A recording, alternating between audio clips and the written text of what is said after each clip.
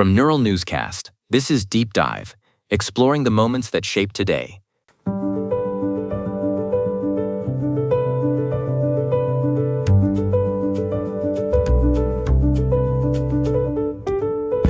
It is June 19th, 2026. In the world of military operations, we often focus on the precise moment a command is given. But history frequently reminds us that the distance between a directive and its actual impact on human lives can be a vast, complicated landscape. That is exactly what we are exploring today, Margaret. On this date in 1865, a long overdue promise finally reached the coast of Texas. It is a story of closing one chapter of the American narrative, while a difficult and enduring new one began to take shape. The event was the arrival of Union General Gordon Granger in Galveston. Now, if you look at the timeline, the Emancipation Proclamation had been the law of the land for more than 2 years by this point. But for the enslaved people in that remote corner of the former Confederacy, that law was essentially a ghost. It required boots on the ground to make that ghost a reality, Cole. When Granger stepped off the boat, he brought with him General Order No. 3. From an archival perspective, this is a remarkable document.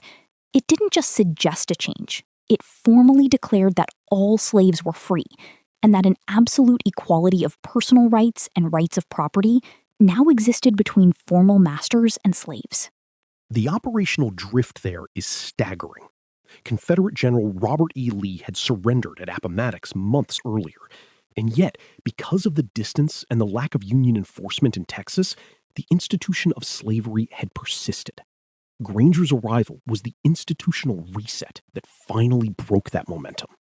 This moment, which we now celebrate as Juneteenth, began as a local observation in Galveston and grew into a national symbol of liberation. It serves as a stark reminder that liberty often depends on the physical presence of those willing to uphold the law, Margaret. It is about the transition from words on a page to freedom in the streets. While we reflect on that mid-19th century pursuit of freedom, June 19th is also a significant marker for 3 individuals who, in much later eras, came to define resilience in their own unique ways. Their stories span sports, global politics, and literature. We start in 1903 with a name that stands for absolute reliability, Lou Gehrig. Known as the Iron Horse of the New York Yankees, Gehrig played in 2,113 consecutive games. In any professional environment, that kind of operational consistency is almost unheard of, Cole. From a quiet backbone of a dynasty.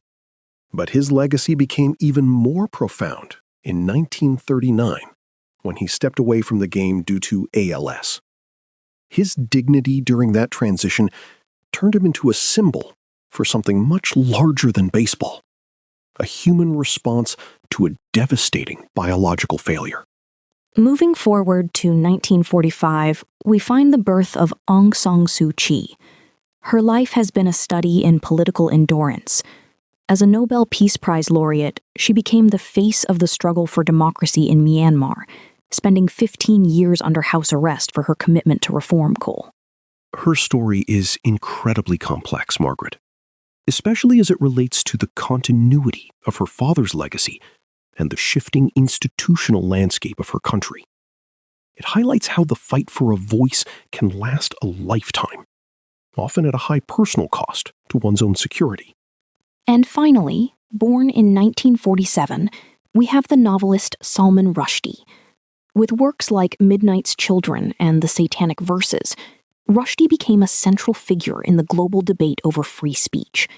He lived through the very real consequences of words, particularly after the fatwa issued against him in the late 80s. It is fascinating to see the threads connecting these 3, Margaret. Whether it is Gehrig's physical endurance, Suu Kyi's political persistence, or Rushdie's intellectual bravery, they all represent a refusal to be silenced or sidelined by the systems around them. That theme of establishing a voice and a set of values actually takes us back even further, all the way to the year 325. This was a moment when an empire realized that to survive, It needed a unified internal structure. You are referring to the Council of Nicaea, Cole. On June 19th, 325, the original Nicene Creed was adopted. This was a pivotal moment where the Roman Empire, under Constantine, stepped in to help organize the church's doctrine. Exactly.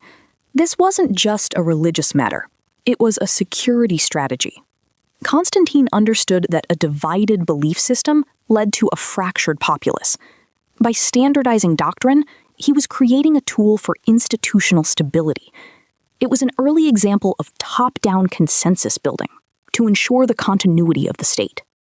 Whether we are talking about a creed in 325 or a general order in 1865, history shows us that the documents we produce and the courage required to enforce them are what define our collective reality. It's been a privilege to look back at these moments of impact with you, Margaret. Indeed, Cole. It reminds us that every proclamation is just the beginning of the work. Thank you for listening to our dive into the records and the people of June 19th. For more, you can visit deepdive.neuralnewscast.com. Deep Dive is AI-assisted, human-reviewed. Explore history every day on neuralnewscast.com. This has been Deep Dive on Neural Newscast, exploring the moments that shape today.